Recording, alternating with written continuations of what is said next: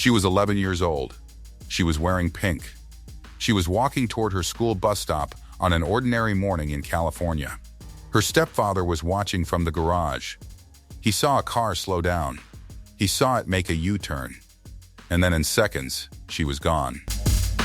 Warning: what you are about to watch is a true story. The following program contains content that some viewers may find disturbing. Viewer discretion is strongly advised. Her name was Jaycee Lee Dugard.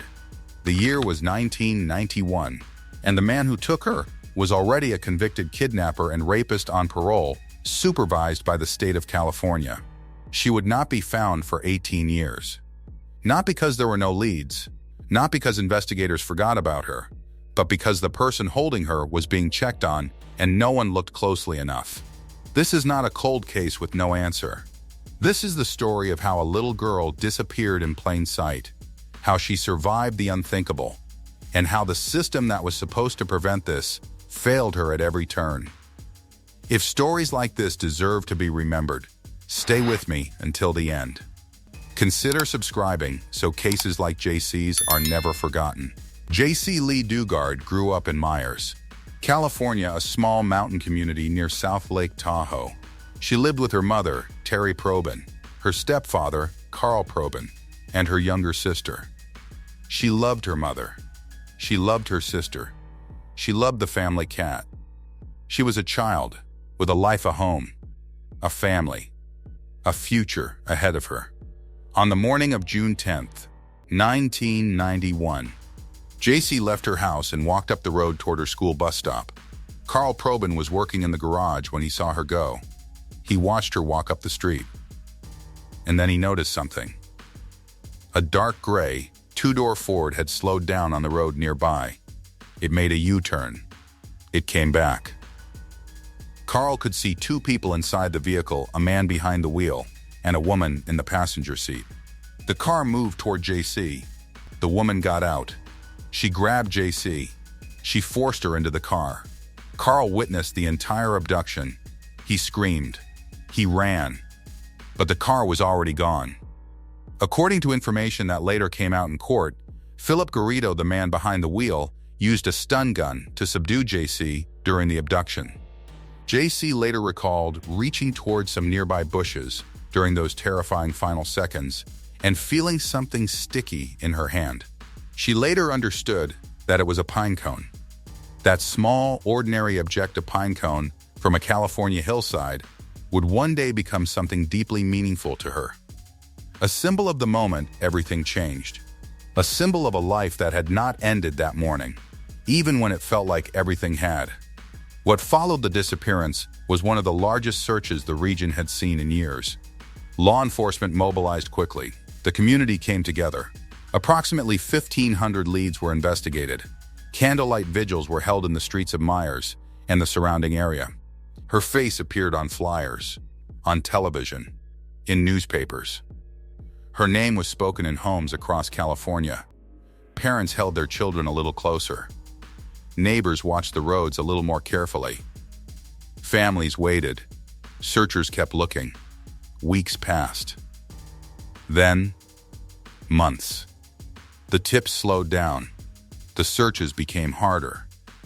And still, Jaycee was not found. The case went quiet, in the way missing children's cases sometimes do, not because people stopped caring, but because there was nowhere left to look that had not already been searched. She had been taken approximately 168 miles south to Antioch, California, to the home of Phillip and Nancy Garrido. And behind that house, hidden from the street, concealed by shrubbery, false fencing, and overgrown brush, was a compound that no casual observer would ever notice. Sheds, tents, hidden living areas. At least one structure described as locked and soundproofed. According to a presentencing memo, Jaycee spent approximately the first 18 months locked inside a backyard shed. For the first 4 years, she did not leave the backyard at all. She was kept under extreme control. She was forbidden from speaking or writing her real name. She was forced to live under the name Alyssa or Alyssa. Her freedom was taken. Her identity was taken. Her childhood was taken. And she was repeatedly abused by Phillip Garrido during the years that followed. She gave birth to 2 daughters, while still being held captive. She first became pregnant at approximately 13 years old. Nancy Garrido reportedly assisted with the births. The two girls were raised inside or around the same backyard compound where their mother had spent years as a prisoner.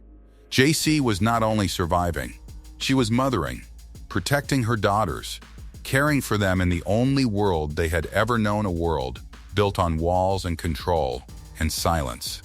She was keeping them safe within an unsafe place. She was being a mother under conditions no mother should ever face. All of this was happening behind a fence, behind shrubbery, behind a wall of control, on a residential street in Antioch, California. Neighbors lived nearby. People walked past. Ordinary life continued just beyond those walls. And still, no one knew. The outside world had moved forward. Jaycee's family had continued to grieve. And somewhere in a hidden backyard, Jaycee was raising two children, holding on, and waiting for a life she did not yet know would come. Now here is the question that sits at the center of this entire case. Phillip Garrido was not an unknown man. He was not someone who had slipped through the cracks of the system by accident. He had a criminal history that should have made him one of the most closely watched individuals in the state of California. In 1976, 15 years before Jaycee was taken, Garrido had been convicted of kidnapping and rape. He served time in federal prison. He was released on parole. And when Jaycee was abducted in June of 1991, Phillip Garrido was still on parole. That meant the state of California was legally responsible for monitoring him. Parole officers made visits to his home address. They checked in on him. They returned again and again over the years. And during all of those years, across all of those visits, Jaycee was in the backyard. Her daughters were growing up on that property. And no one found them. How does that happen? How does a convicted sex offender, a man with a prior kidnapping and rape conviction, hold a missing child for years while state-appointed parole officers visit his address? The answer, officials later acknowledged, was a failure at multiple levels. Oversight failures, procedural failures, missed opportunities that compounded year after year. The backyard was not thoroughly inspected. The hidden compound was not discovered.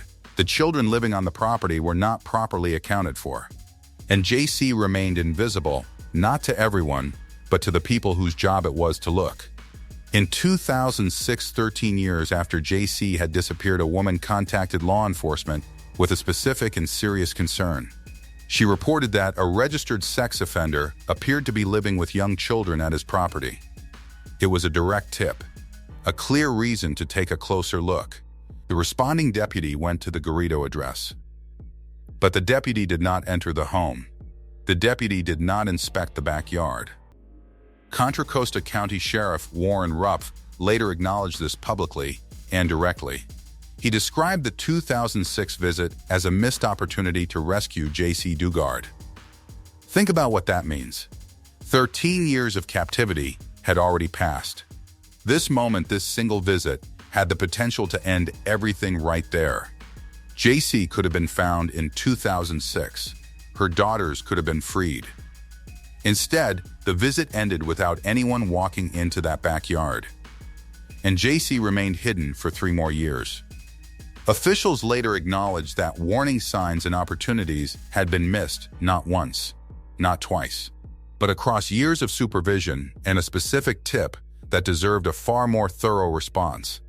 The 2006 incident became one of the most painful examples of what had gone wrong.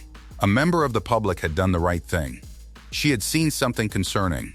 She had called it in. She had given authorities enough information to investigate, and the investigation had not gone far enough.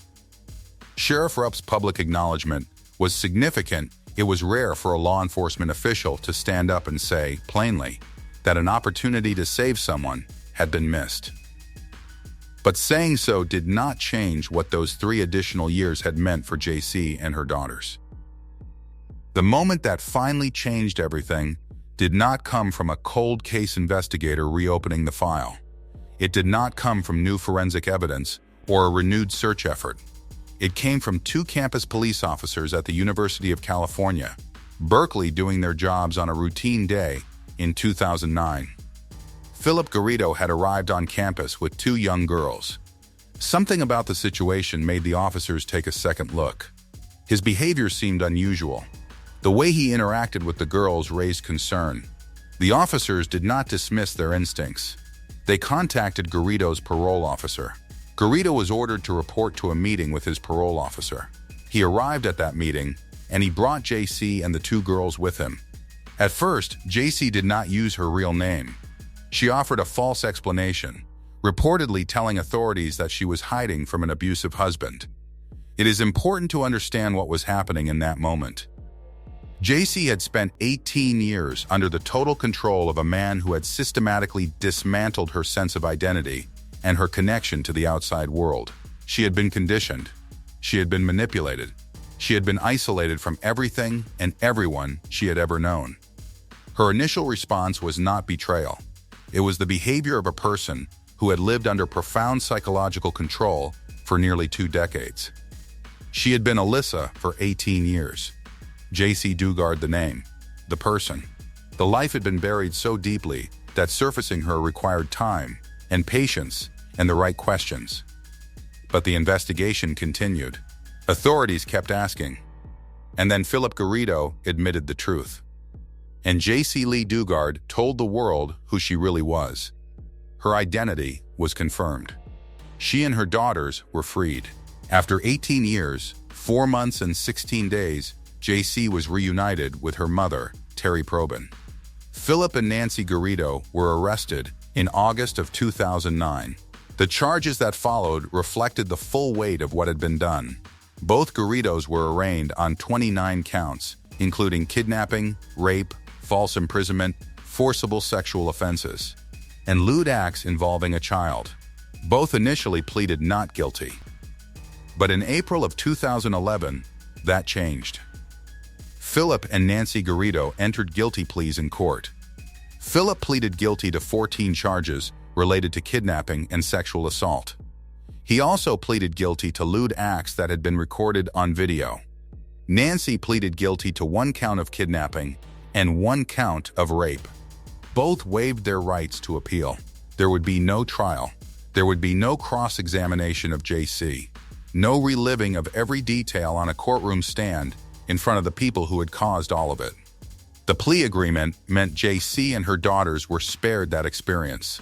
Jaycee responded to the guilty pleas with a statement of her own. She said, "I'm relieved that Phillip and Nancy Garrido have finally acknowledged their guilt and confessed to their crimes against me and my family." District Attorney Vern Pearson confirmed publicly that Jaycee had been prepared to testify if the case had gone to trial. She was willing to do it. But the plea agreement meant she did not have to. Sentencing took place on June 2, 2011. Judge Douglas C. Phimister presided. He imposed the maximum sentence available on Phillip Garrido, 431 years to life in state prison. The judge described Garrido's treatment of Jaycee as evil and reprehensible. He stated that the Garridos had gone out that morning in 1991, actively looking for a young girl to abduct. Nancy Garrido received 36 years to life. Both sentences ensured that neither Garrido would ever walk free again. Jaycee chose not to attend the sentencing hearing in person. She had made a decision about where her time and energy would go from that point forward, and it would not be spent in the same room as Phillip and Nancy Garrido. Her mother, Terry Probin, stood in that courtroom instead, and she read Jaycee's written statement aloud. In that statement, Jaycee said, "I chose not to be here today because I refused to waste another second of my life in your presence." She had given enough. She was not going to give them one more second. Sentencing the Garridos was not the end of accountability in this case, because the Garridos alone had not created 18 years of captivity. They had made it happen, but the system had allowed it to last. The state of California had carried a legal responsibility to supervise Phillip Garrido. Parole officers had visited his address throughout the years Jaycee was hidden there. A tip had been received in 2006 and not properly followed up on. The California Department of Corrections and Rehabilitation acknowledged the parole supervision failures. The state reached a financial settlement with Jaycee and her daughters. $20 million. No settlement can give back 18 years. No amount of money restores a childhood, a family, a life that was taken at 11 years old. No check written by a government agency can replace what it means to grow up with your mother, your sister, your name, your freedom. But the acknowledgement of responsibility mattered. The accountability mattered. Because the question was never only about what the Garridos had done. It was also about how the system had allowed it to continue for so long. A man with a prior kidnapping and rape conviction had been trusted to live in a residential community under parole supervision. That supervision had failed not in one small way, but repeatedly across years. And most critically in 2006, when someone had reached out and pointed law enforcement directly toward the problem. That question deserved a clear answer. And California gave one in a courtroom, in a settlement, and in the public record. The hope was that the acknowledgement would lead to change, that parole supervision procedures would be examined, that future tips involving registered sex offenders and young children would be taken more seriously, that no other family would spend 18 years searching for someone who had been there all along. After her freedom, Jaycee began the long, quiet, difficult work of building a life. She returned to her mother. She raised her two daughters, the children born inside that compound, who now had a chance at something real, something open, something entirely their own. In 2011, Jaycee published a memoir. She called it A Stolen Life. It told her story in her own words, in her own voice, on her own terms. It became a New York Times bestseller. Readers around the world met her not as a case number, not as a victim, not as a headline, but as a person. A woman who had survived something most people cannot begin to imagine, and who had chosen to speak about it rather than let silence define what came next. In that book, she wrote about the pine cone, that ordinary thing she had reached for in the final seconds before her life changed. The small, sticky object from a California hillside that had been the last piece of her normal world before the car door closed. It had stayed with her through everything. Through 18 years of captivity, of lost names, of stolen time, the memory of that pine cone had stayed with her. And after freedom, it became something more. Not a symbol of what was taken from her, but a symbol of what had survived. So let us return one final time to the question this case demands. How could a missing child remain hidden for 18 years while the man holding her was under active parole supervision? The Garridos committed the crimes. Their guilty pleas confirmed it. Their sentences reflect it. But the 18 years were not created by them alone. They were made possible by a parole system that monitored an address without truly examining it, by a 2006 tip from a concerned member of the public, a tip that named a registered sex offender living with young children that was not investigated thoroughly enough, by years of check-ins and paperwork that never uncovered a hidden compound sitting right behind a residential house. Officials acknowledged those failures. The state of California accepted legal and financial responsibility for them. And still, those facts deserve to be said plainly. A convicted kidnapper and rapist held a missing 11-year-old girl for 18 years. During that entire time, the state was responsible for watching him. It did not watch closely enough. Jaycee Lee Dugard was 11 years old when she was taken from the road outside her home. She was 30 years old when she told the world her real name. The years in between were not hers. They were taken from her by force, by control, by manipulation, and by a system that failed to intervene when it had the chance. But the years that came after belonged to her completely. She has said she does not want to be defined by what was done to her. She wants to be seen as a person, a mother, a daughter, a woman who survived what most people cannot fathom, and who built something real and lasting on the other side of it. She carried her own name through 18 years of being forced to forget it. And when the moment finally came, she said it out loud. Jaycee Lee Dugard, that is the name she was born with. That is the name that survived. And that is the name this story ends with.